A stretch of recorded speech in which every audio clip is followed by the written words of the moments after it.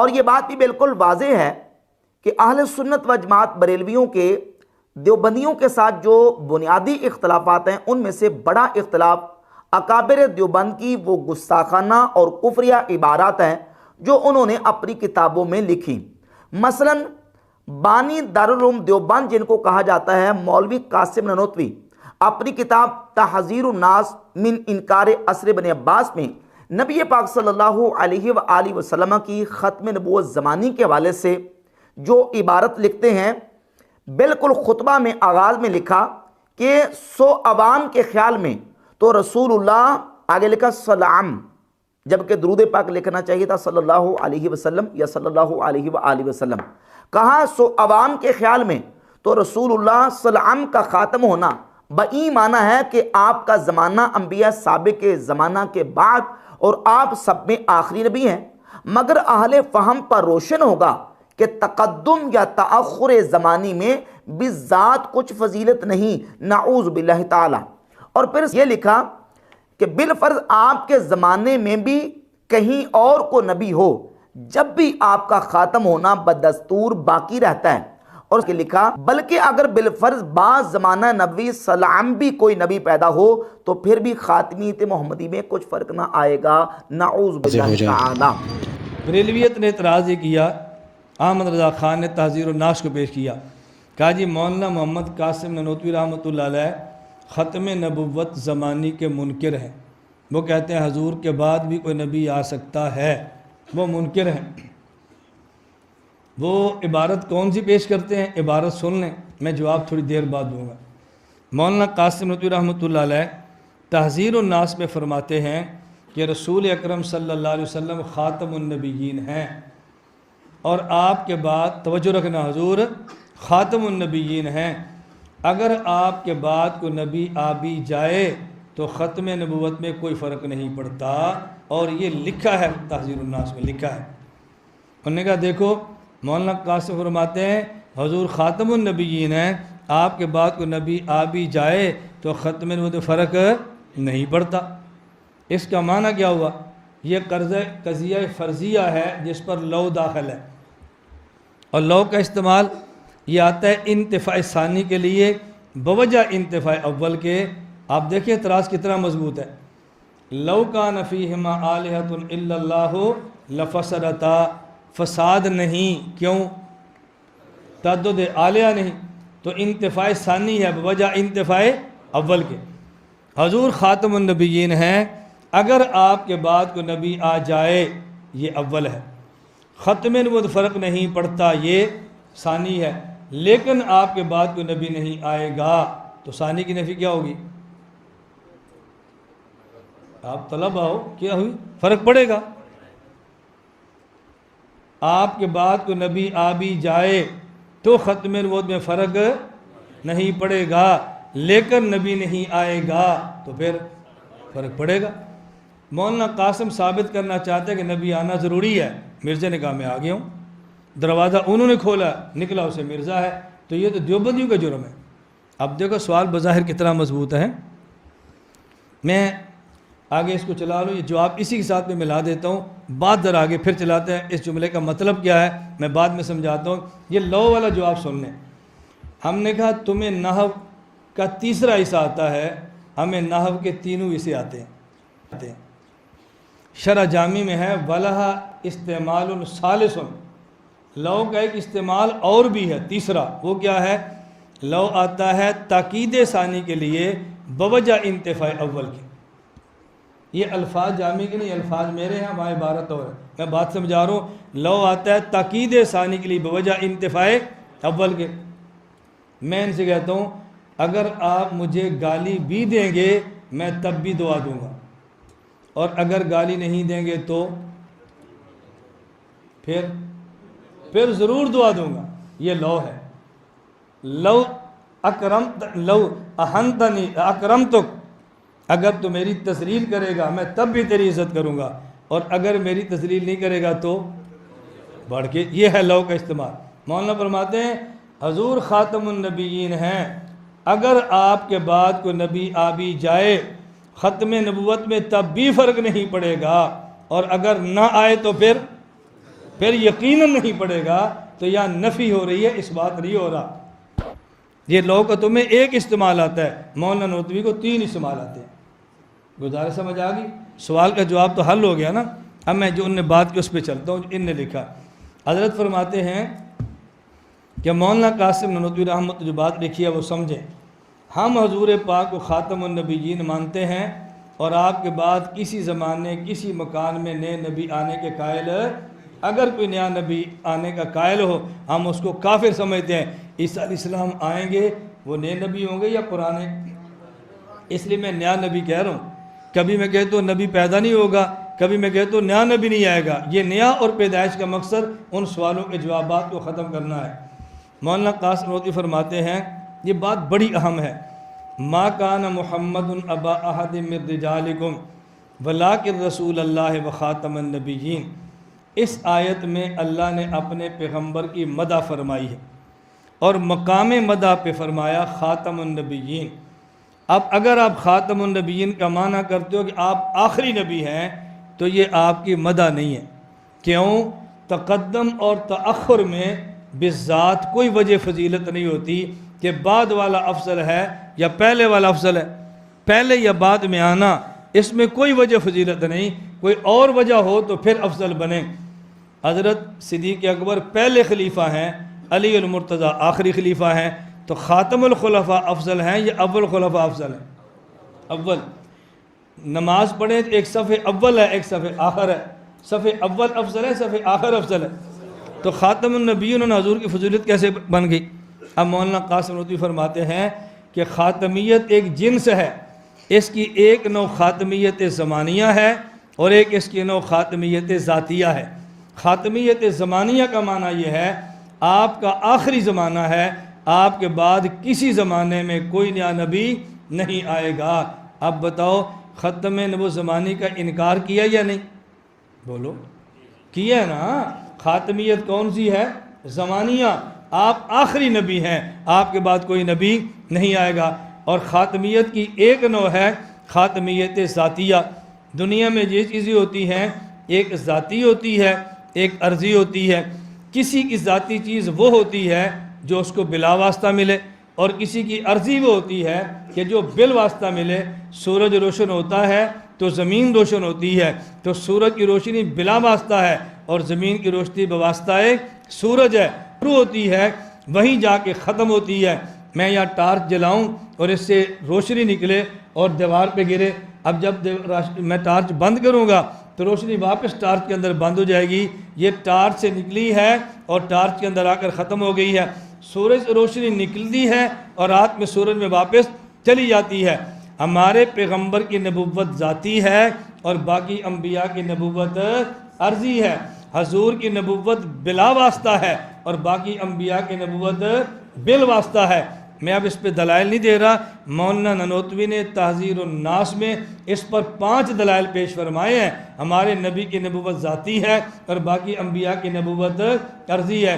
ایک دلیل وَإِذْ أَخَذَ اللَّهُ مِيثَاقَ النَّبِيِّينَ، قرآن کریم میں ہے، نبیوں سے وعدہ لیا۔ پھر فرمایا ثُمَّ جَاءَكُمْ رَسُولٌ مُصَدِّقٌ لِمَا مَعَكُمْ لَتُؤْمِنُنَّ بِهِ۔ تم نے اس کا کلمہ پڑھا ہے، تم نے کلمہ پڑھنا ہے، تو جو کلمہ پڑھے اس کا کلمہ بالعرض ہوتا ہے، اور جس کا پڑھے اس کا کلمہ بالذات ہوتا ہے۔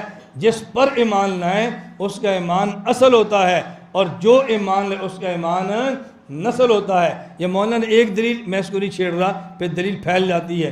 میں عرض کر رہا ہوں، وہ فرماتے ہیں حضور کی نبوت ذاتی ہے، باقی انبیاء کی نبوت عرضی ہے، اور ما بالذات، ذات سے شروع ہوتی ہے، ذات پہ ختم ہوتی ہے۔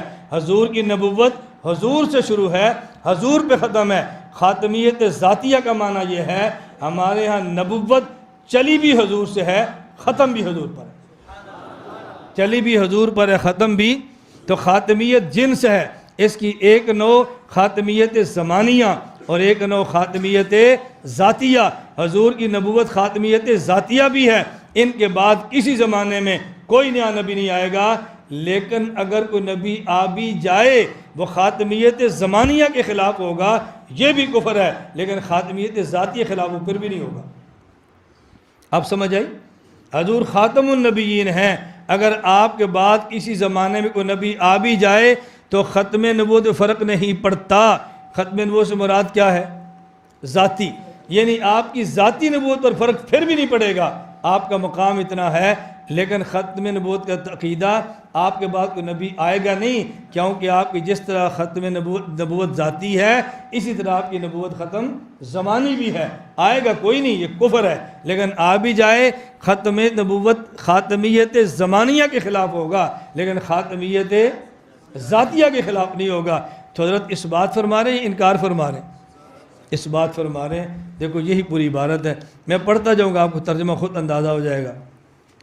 ان الخاتمیت جنس تحت نوعان احدهما خاتمیت زمانیہ وهو ان یکون زمان نبوتی صلی اللہ علیہ وسلم متأخرا من زمان نبوت جمیع الانبیاء ویکون خاتما لنبوت بالزمان، والثانی خاتمیت ذاتیہ وان یکون نفس نبوتی صلی اللہ علیہ وسلم ختمت بها وانتت علیہا نبوت جمیع الانبیاء، فکما انہ صلی اللہ علیہ وسلم خاتم النبیین بالزمان کذالک صلی اللہ علیہ وسلم خاتم النبیین بالذات، فإن كل ما بالأرض يختم على ما بالذات وينتهي إليه ولا تتعداه، ولما كان نبوته صلى الله عليه وسلم بالذات ونبوة سائر الأنبياء بالأرض لأن نبوتهم عليهم السلام بواسطة النبوة صلى الله عليه وسلم وهو الفرد الأكمل الأوحد الأبجد قطب دائرة النبوة والرسالة وواسطة عقدها وخاتم النبيين ذاتا وزمانا۔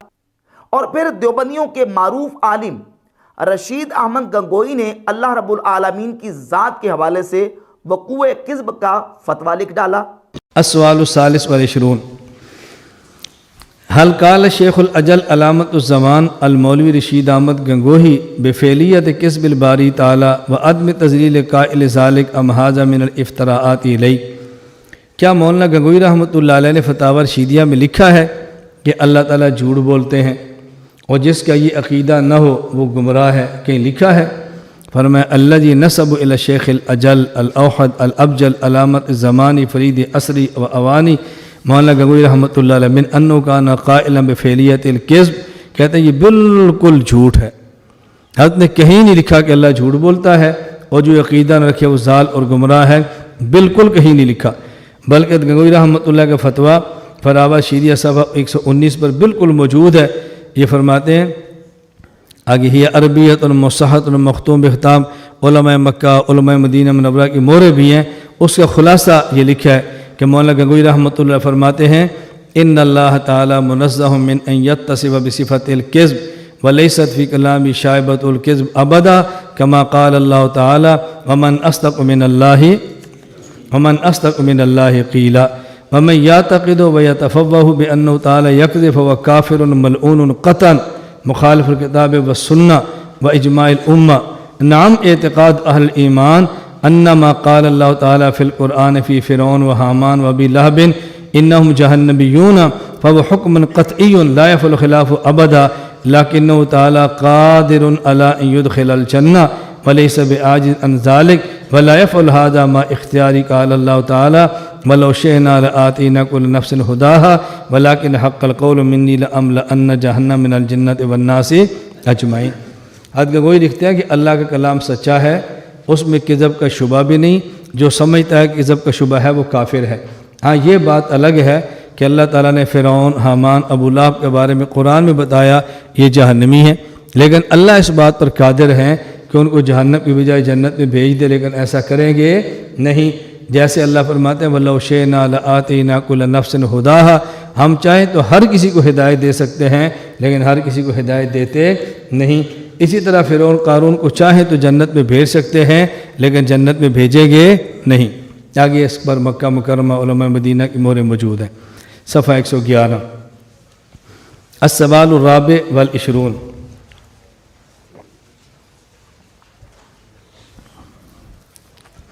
هل تعتقدون امکان وقوع الکذب فی کلام من کلام المولا عز وجل سبحانہ ام کیف الامر؟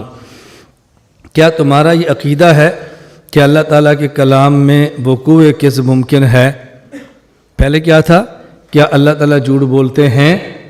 اب کیا ہے؟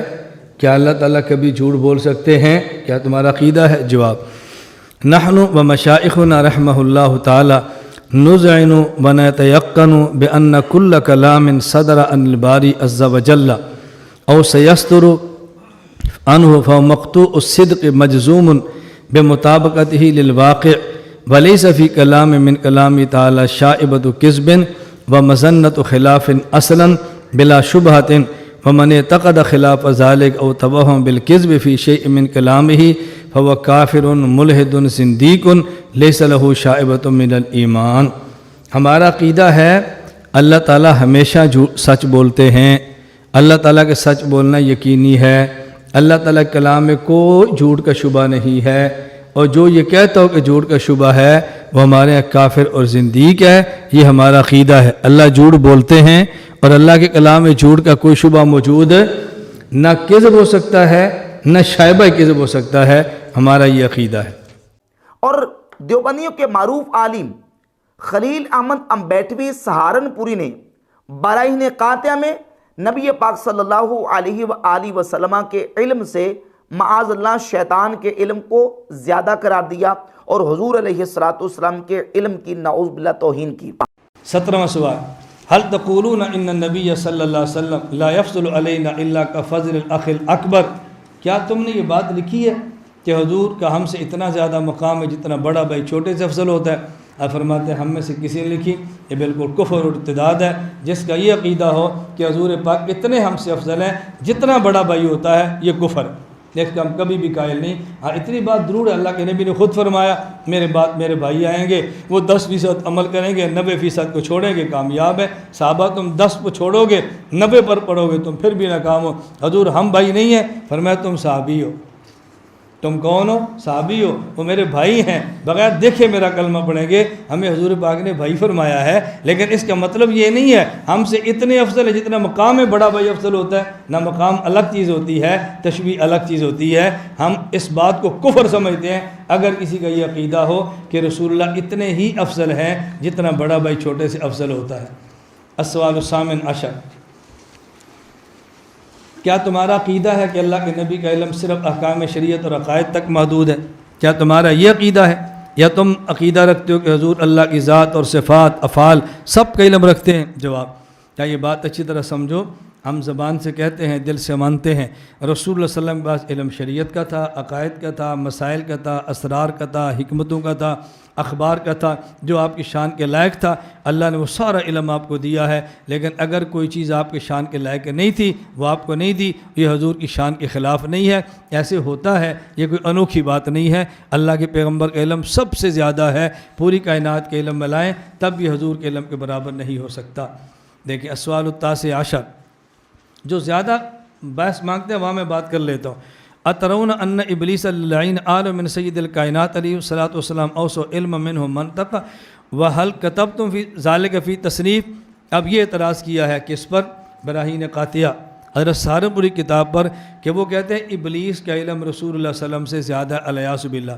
جواب سنیں، کہتے ہیں ہم یہ بات پہلے کہہ چکے ہیں، اللہ کے نبی پاک کا علم کائنات میں سب سے زیادہ ہے، اور ہم اب بھی کہتے ہیں جس کا یہ عقیدہ ہو کہ ابلیس کا علم رسول اللہ صلی اللہ علیہ وسلم سے زیادہ ہے وہ لا ریب اور قطعاً کافر ہے اور دائرہ اسلام سے خارج ہے۔ یہ ہمارا قطعاً نظریہ یہ نہیں ہے۔ بات کیا ہے؟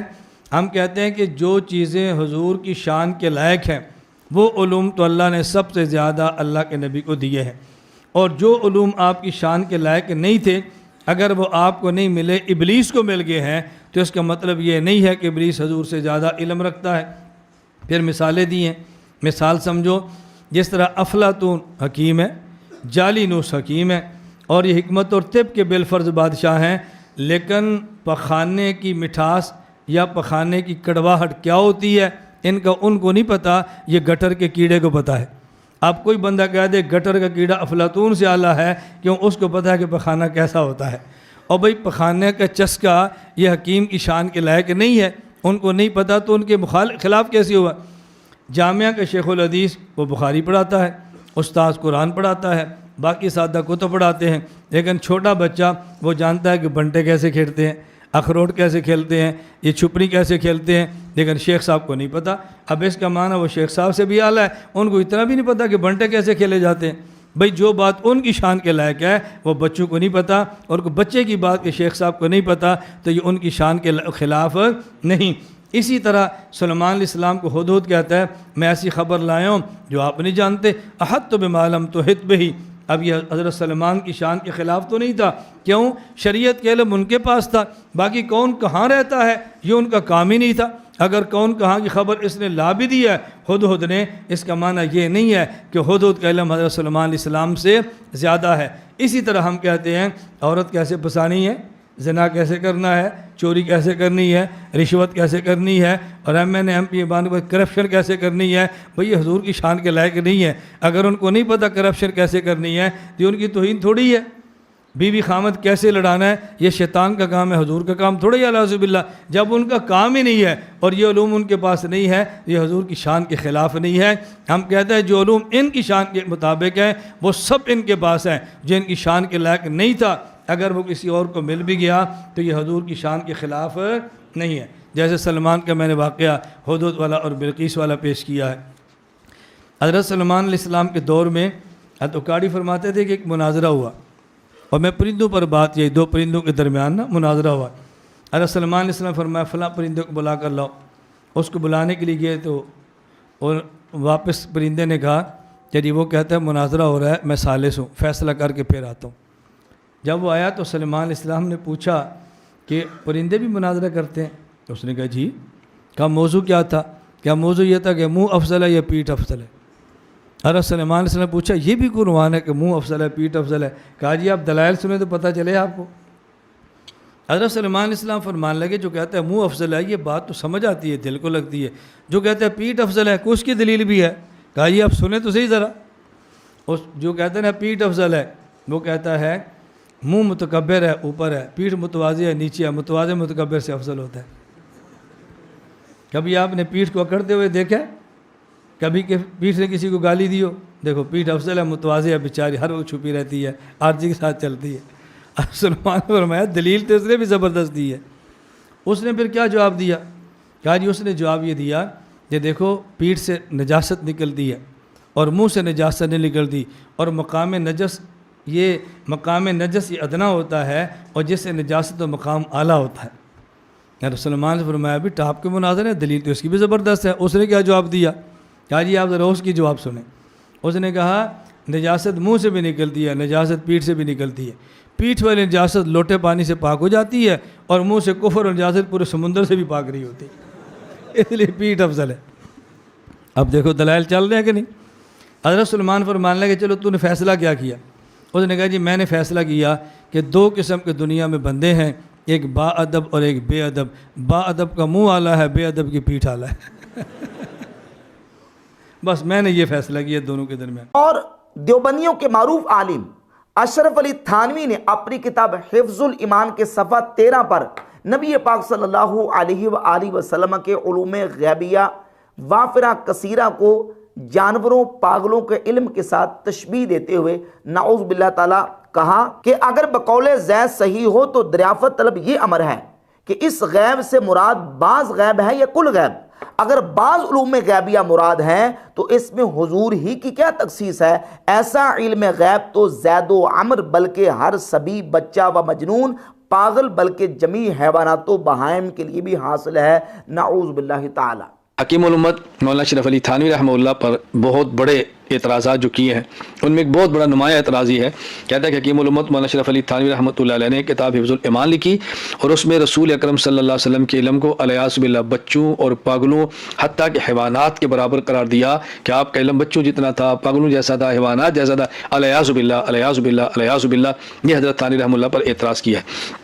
دیکھو بات اچھی طرح سمجھ لیں، حکیم الامت حضرت تھانوی رحمہ اللہ تعالیٰ نے یہ بات قطعاً نہیں فرمائی۔ اصل حضرت بات یہ فرما رہے ہیں کہ جو تم رسول اللہ صلی اللہ علیہ وسلم کو عالم الغیب کہتے ہو تو عالم الغیب کیوں کہتے ہو، اس کی وجہ کیا ہے؟ اگر تم یہ کہتے ہو کہ عالم الغیب کا معنی ہے کہ نبی پاک صلی اللہ علیہ وسلم کو کا علم ذاتی ہے، آپ کا علم کلی ہے، آپ کے پاس تمام چیزوں کا علم ہے، کوئی اس میں دلیل ہے، کوئی آیت ہے، کوئی حدیث ہے، وہ تو تمہارے پاس نہیں ہے۔ ہاں آپ کہتے ہیں رسول اللہ صلی اللہ علیہ وسلم کا جو علم تھا، ہم عالم الغیب اس لیے کہتے ہیں کہ آپ کو بعض چیزوں کا علم تھا۔ آپ عالم الغیب کہتے ہو کہ آپ کو تمام چیزوں کا علم تھا، اس پر دلیل پیش کرو۔ دلیل نہیں ہے، تو آپ عالم الغیب کیوں کہتے ہو کہ بعض چیزوں کا علم تھا؟ بھئی اگر آپ نے عالم الغیب اس وجہ سے کہا کہ آپ کو بعض چیزوں کا علم تھا، تو بعض چیزوں کا علم تو بچے کو بھی ہوتا ہے، تو کیا آپ کسی بچے کو عالم الغیب کہہ سکتے ہو کہ بعض چیزوں کا علم تھا؟ بعض چیزوں کا علم تو ایک مجنون آدمی کو بھی ہوگا، کیا آپ کہہ سکتے ہو کہ یہ عالم الغیب ہے کیونکہ بعض کا علم ہے؟ بعض چیزوں کا علم تو ایک جانور کو بھی ہوگا، تو کیا آپ اس کو کہہ سکتے ہو عالم الغیب ہے کیوں اس کو بعض چیزوں کا علم ہے؟ حضرت اس پر گفتگو فرما رہے ہیں کہ رسول اللہ صلی اللہ علیہ وسلم کو عالم الغیب نہیں کہہ سکتے، عالم الغیب کہنا اللہ تعالیٰ کی ذات کا خاصہ ہے۔ آپ یہ بتاؤ کہ عالم الغیب کس بنیاد پہ کہہ رہے ہو، اس کی وجہ کیا ہے؟ تمام علوم ہیں یا بعض ہیں؟ تمام ہیں، اس پر دلیل نہیں تمہارے پاس۔ اگر بعض ہیں تو بعض تو اوروں کو بھی ہے، کیا اس بنیاد پر آپ ان کو عالم الغیب کہہ سکتے ہو؟ یہ نہیں ہے کہ ان بعض کے بعد اتنا علم جو رسول اللہ صلی اللہ علیہ وسلم کے پاس ہے، ان کا علم رسول اللہ صلی اللہ علیہ وسلم کے برابر میں ایک سمندر میں قطرے کے برابر بھی نہیں، لیکن بعض تو ہے نا، کچھ تو ہے نا، کہ اس کچھ کی بنیاد پر عالم الغیب کہہ سکتے ہو۔ آگے مزید حضرت نے بات کی، میں المحنت کی پوری بارات بھی نقل کر دوں گا۔ حضرت حکیم الامت تھانوی رحمہ اللہ نے مزید بات سمجھائی ہے کہ دیکھو اگر آپ اس بنیاد پہ کہ آپ کو بعض کا علم تھا عالم الغیب کہتے ہو، تو کل کو لوگ کہتے ہیں کسی کو رازق کہہ دو، کیوں بھئی مجھے کھانا کھلاتا ہے، ڈاکٹر کہہ دو یہ مجھے صحت دیتا ہے، کہہ دو۔ ایک آدمی مالک ہے، کوئی میرا رب ہے، کیونکہ مالک کو رب کہتے ہیں۔ اچھا کسی کو آپ خالق کہہ دو، کیوں اس نے گھڑی بنائی ہے تو خالق ہے۔ کل فرماتے ہیں صرف دروازہ کھل جائے گا اللہ تعالیٰ کی جو تمام صفات خاصہ ہیں آپ دوسروں پر فٹ کرنا شروع کر دو گے۔ اور حضرت ایک عجیب اتنی باریک بات دور کی فرمائی ہے، سبحان اللہ۔ حضرت فرماتے ہیں اگر تم یہ تعویلیں اور بہانے کر کے عالم الغیب اللہ کے علاوہ اوروں کو کہو گے تو کل کو کوئی بندہ کہہ دے گا کہ میں اللہ کو عالم الغیب نہیں کہتا۔ کیوں؟ میرے ہاں عالم الغیب کا معنی یہ ہے کہ جس کے پاس علم ہو اور عطائی ہو۔ اللہ کے پاس علم ہے عطائی نہیں ہے تو اللہ تو عالم الغیب نہیں ہے، اللہ کا تو ذاتی علم ہے۔ تو یوں طویلیں کر کے اللہ کی دوسری صفات مخلوق پر لوگ فٹ کر دیں گے، اور یوں طویلیں کر کے اللہ کی صفات کا انکار شروع ہو جائے گا۔ اس لیے اللہ تعالیٰ کی صفات خاصہ کا اطلاق دوسروں پر نہ کرو، یہ بات سمجھائیے۔ جب یہ غلط ملت توڑ سوڑ کر عبارات علماء عرب کو پیش کی اور ان سے فتویٰ لیا گیا، پھر علماء عرب نے 26 سوالات لکھے اور اس کے جوابات دیے، المحنت کے نام پر وہ جوابات چھپے ہیں۔ میں حضرت تھانوی کے بارے میں جو اعتراض کو نقل کرتا ہوں تاکہ آپ کے سامنے آ جائے کہ مولانا خلیل احمد سہارنپوری رحمہ اللہ نے مزید اس کی وضاحت کیسے فرمائی۔ السؤال العشرون اتعتقدون ان علم النبی صلی اللہ علیہ وسلم یساوی علم زید و بکر و بہائم ام تتبرؤون امثال هذا وهل كتب الشيخ اشرف علی التھانوی فی رسالۃ حفظ الایمان هذا المضمون ام لا وبما تحكمون على من اعتقد ذلك؟ کیا تمہارا یہ عقیدہ ہے کہ رسول اللہ علیہ وسلم کا علم زید بکر اور جانوروں کے برابر ہے، یا تم اس سے برات کا اعلان کرتے ہو؟ کیا مولانا اشرف علی تھانوی رحمۃ اللہ علیہ اپنی کتاب حفظ الایمان میں یہ بات لکھی ہے؟ یہ سوال ہے۔ جواب اقول وهذا ایضا من افتراءات المبتدعین واکاذیبهم قد حرفوا معنی الکلام واظہر بحقدهم خلاف مراد الشیخ مد ظلہ۔ کہتے ہیں کہ یہ افطرا ہے، بہتان ہے، یہ جھوٹ ہے۔ بدعتی لوگوں نے اپنے کینے کی بنیاد پر حضرت تھانوی رحمۃ اللہ علیہ کی مراد کو بدل ڈالا ہے۔ فقاتلہم اللہ انا یفقون، اللہ ان کو برباد کرے۔ قال الشیخ علامہ تھانوی، حضرت علامہ تھانوی رحمہ اللہ اپنے رسالے حفظ الایمان میں فرماتے ہیں، اور یہ چھوٹا سا رسالہ ہے حضرت، اس میں 3 سوالات کے جواب دیے۔ ایک، سجدہ تعظیمی یا قبور کو کرنا ٹھیک ہے کہ نہیں؟ نمبر 2، قبروں کا طواف کرنا ٹھیک ہے کہ نہیں؟ نمبر 3، اللہ کی ذات کے علاوہ رسول اللہ صلی اللہ علیہ وسلم کی ذات پر عالم الغیب کا لفظ بول سکتے ہیں یا نہیں؟ حضرت نے یہ 3 مسئلے بیان کیے۔ آگے فرماتے ہیں حضرت تھانوی رحمہ اللہ جو بات کی اس کا خلاصہ کیا ہے؟ انہ لا یجوز ھذا الاطلاق وان کان بتعبیر لکونہ موہما بالشرک۔ فرماتے ہیں کہ اللہ کی ذات کے علاوہ رسول اللہ صلی اللہ علیہ وسلم کو عالم الغیب نہیں کہہ سکتے، اس میں شرک کا شبہ ہو جائے گا۔ کما منع من اطلاق قول رائنا فی القرآن، جس طرح قرآن کریم میں رائنا کہنے سے منع کر دیا گیا ہے۔ قرآن کریم میں ہے سورہ بقرہ میں، یا ایھا الذین آمنوا لا تقولوا راعنا وقولوا انظرنا، تم رائنا کہا کرو نہ کہا کرو۔ کیوں؟ یہودی رائنا کہتے ہیں، ان کے یہاں رائنا کا معنی یہ ہے الیاذ باللہ کہ وہ غلط مفہوم لیتے تھے۔ چرواہا، رائی کہتے ہیں چرواہے کو، رائنا وہ یوں کہتے ہیں چرواہا، تم رائنا نہ کہا کرو۔ تو شبہ کی بنیاد پر رائنا کہنے سے منع کر دیا۔ اسی طرح حدیث پاک میں منع کر دیا گیا عبدی اور امتی کہنے سے۔ یہ حدیث پاک سے مسلم میں موجود ہے کہ رسول اکرم صلی اللہ علیہ وسلم نے فرمایا لا یقل احدکم اسق ربک، تم یہ نہ کہا کرو کہ اپنے رب کو پانی پلاؤ، یہ نہ کہا کرو اطعم ربک، اپنے رب کو کھانا کھلاؤ پیش کرو، یہ نہ کہا کرو وضع ربک، اپنے رب کو وضو کراؤ۔ یعنی غلام کو اس کا آقا یہ نہ کہے کہ میں تمہارا رب ہوں، مجھے لیے کھانا لاؤ، میرے لیے پانی لاؤ، مجھے وضو کراؤ۔ مالک رب کا لفظ استعمال نہیں کرو، اس سے شبہ شرک کا ہوتا ہے۔ اسی طرح یہ نہ کہا کرو کہ وَلْيَكُنْ أَحَدُكُمْ رَبِّي، یہ میرا رب ہے، یہ نہ کہا کرو، یہ کہا کرو سیدی، میرا سید ہے، سردار ہے، مولائی، میرا آقا ہے۔ وَلَا يَقُلْ أَحَدُكُمْ عَبْدِي امتی وَلْيَقُلْ فَتَايَا فَتَاتِي غلامی، اور اپنے غلام کو یہ نہ کہا کرو عبدی، یہ نہ کہا کرو، اس کی بجائے کیا کہا کرو؟ اس کی بجائے کہا کرو فتایا فتاتی، اور میرے جوان اور نوجوان یہ کہو، اور غلام کہا کرو، عبد کا لفظ استعمال نہ کرو۔ تو جس طرح رسول اللہ صلی اللہ علیہ وسلم نے اور قرآن کریم نے شبہ کی بنیاد پہ راعنا کہنے سے، عبدی امتی کہنے سے منع کیا ہے، اس لیے عالم الغیب نہ کہا کرو کہ اس سے شرک کا شبہ پیدا ہوگا۔ حضرت یہ سمجھا رہے ہیں، آگے فرمایا فإن الغیب المطلق فی الاطلاقات الشرعیہ ما لم یقم علیہ دلیل ولا الی درک وسیلۃ وسبیل۔ عالم الغیب کا معنی یہ ہوتا ہے کہ جس شخص کے پاس، عالم الغیب کسے کہتے ہیں؟ غیب کا معنی بولا جاتا ہے ایسے علم پر جس پر کوئی دلیل بھی نہ ہو اور اس تک پہنچنے کا کوئی ذریعہ بھی نہ ہو، بلا واسطہ ذاتی اس پر۔